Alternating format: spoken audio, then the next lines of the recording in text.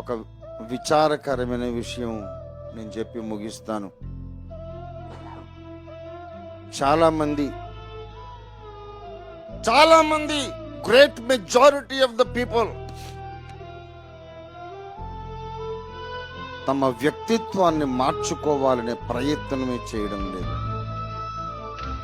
రక్షణ పొందక ముందు ఇతర వ్యక్తులతో ఎంత రఫ్గా మాట్లాడతారో ఇప్పుడు అలాగే మాట్లాడతారు. రక్షణ పొందక ముందు ఎదుటి వాళ్ళని గౌరవం లేకుండా మాట్లాడతారు, ఇప్పుడు అలాగే మాట్లాడతారు. రక్షణ పొంది 10 ఏళ్ళైంది, 20 ఏళ్ళైంది, 25 ఏళ్ళైంది అని చెప్పుకోవటమే. మాట తీరు మారలేదు, ఆలోచన విధానం మారలేదు. సంఘములో నా సాటి సహోదరి, నా సహోదరుడు, నా చెల్లెలే కదా, నా తమ్ముడేగా అనుకోవడం చేత కాలేదు. మర్మాలు తెలిసినాయి, త్రిత్వ మర్మం అర్థమైంది, రెండవ రాకడ ఎప్పుడో తెలిసింది. కానీ ఇంకొక మనిషిని తమ్ముడు చెల్లెమ్మ అని హృదయపు లోతుల్లో నుండి గౌరవించటం చేత కాలేదు.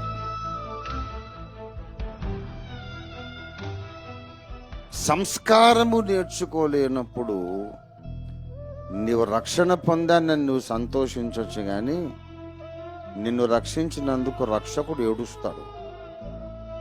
ఇది ఈ ప్రసంగానికి కంక్లూజన్. నీవు సంస్కారం నేర్చుకోకపోతే, ఎదుటి వాళ్ళను గౌరవించి మాట్లాడడం నేర్చుకోకపోతే, సత్యము న్యాయము ఆచరించడం నేర్చుకోకపోతే,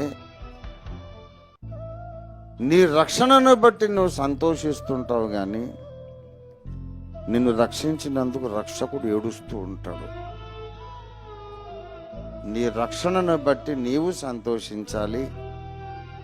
నిన్ను రక్షించినందుకు రక్షకుడు కూడా సంతోషించాలంటే నువ్వు మారాలి. తప్పదు, మారాలి మారాలి మారాలి. నీ లోపలి మూలాలు మారాలి. ఆదాము జీన్స్ నీలో పనిచేయడం మానేసి దేవుడి జీన్స్ పనిచేయడం స్టార్ట్ కావాలి. ఈ అనుభవం కొరకు నువ్వు ప్రత్యేకంగా మోకరించి ఉపవాసం ఉండి ప్రార్థన చేయాలి. నీకు ఒకే ఒక్క కొడుకుండి వాడు మరణ పడక మీద ఉంటే, డాక్టర్లు చేతులు ఎత్తేస్తే నా కొడుకును బ్రతికించు తండ్రి అని ఏడ్చి అంగలార్చి ఉపవాసం ఉండి ఎలా ప్రార్థన చేస్తావో అంతకన్నా ఎక్కువ వేదనతో నీలోనే సంస్కరణ జరగాలని నువ్వు ప్రార్థన చేయాలి. అంత వేదన నీకు ఉండాలి. మారు మనస్సు లేని క్రైస్తవ జీవితం మనం జీవించొద్దు. మారు మనస్సు అంటే ఏంటో తెలుసా? దేవుని పరిపూర్ణ వ్యక్తిత్వానికి వేరుగా, వ్యతిరేకంగా ఏదేది మనలో ఉందో దాన్ని అసహించుకునే మనస్సే మారు మనస్సు. Anything that is not like Jesus, we hate it. That is called repentance. ఒక గొప్ప శిల్పకారుడు ఇటలీలో కొన్ని వందల యేసు ప్రభు శిల్పాలు చెక్కారట. కొన్ని వందల శిల్పాలు చెక్కారు. ఆయన్ని ఒక విలేకరి ఇంటర్వ్యూ చేశాడు. ఇన్ని వందల శిల్పాలు ఎలా చెక్కారండి మీరు, కష్టం అనిపించలేదా అని అడిగితే, అందులో కష్టం ఏముందండి, చాలా సులభం కదా అన్నాడు. ఎట్లా సులభం అంటే, I simply take a rock and take a chisel and hammer and chisel out what ever is not like Jesus.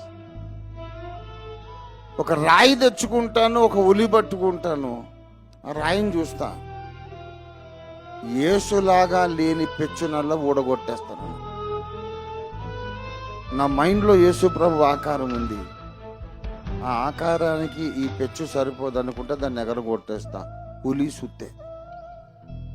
I chisel out everything that is not like Jesus. మనం అదే చేయాలి. మన భావ ప్రపంచంలో, మన ఆలోచన విధానంలో యేసు పోలికలో లేని ప్రతిదాన్ని శుద్ధపెట్టి కొట్టి ఎగరగొట్టేసేయాలి. నీ మాట తీరు యేసు మాట తీరులాగుందా? ఎదుటి వ్యక్తిని గూర్చి నువ్వు ఆలోచించడు. లోపల వేషధారణకు తెచ్చిపెట్టుకున్న తేనె పూసినటువంటి మాటలు కాదు, అంతరంగంలో నువ్వు ప్రేమిస్తున్నావా నీ సాటి సహోదరులను? యేసయ్య ప్రేమించినట్టు. లేకపోతే రక్షణను బట్టి నువ్వు సంతోషిస్తావు తప్ప నిన్ను బట్టి రక్షకుడు ఏడుస్తూనే ఉంటాడు. రక్షకుణ్ణి ఏడిపించి, రక్షకుణ్ణి దుఃఖపరచి, రక్షకుని చేత కంటతడి పెట్టించే దౌర్భాగ్యమైన బ్రతుకులు మనం బ్రతుకొద్దు. చాలా వేదనతో మాట్లాడుతున్నాను. ప్లీజ్ ప్రతి ఒక్కరు వ్యక్తిగతంగా ఒక 2 దినాలైనా ఉపవాస దినాలు ప్రతిష్ఠించుకోండి. ఇంకెవరితోనూ మాట్లాడదు, దేవునితో మాట్లాడండి.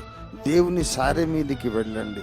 ప్రభువా, నీ వలే ఆలోచించటం, నీలాగా మాట్లాడడం, నీవు ప్రేమించినట్టు ప్రేమించటం, నీవు క్షమించినట్టు క్షమించటం నాకు నేర్పించు, నాలో యేసు రూపాన్ని చెక్కు పరమశిల్పకారుడా అని ఎవరి కోసం వారే ఆయన్ని ప్రార్థన చేయాలని మిమ్మల్ని బతిమాలుకుంటున్నాను ప్రియులారా. అప్పుడు మన సంఘం యేసుక్రీస్తు ప్రతిరూపాల సంఘం అవుతుంది. The congregation of the replicas of Jesus Christ. అప్పుడు మన దేశం, ఈ ప్రపంచం దీవించబడుతుంది. ప్రార్థన చేసుకున్నారు.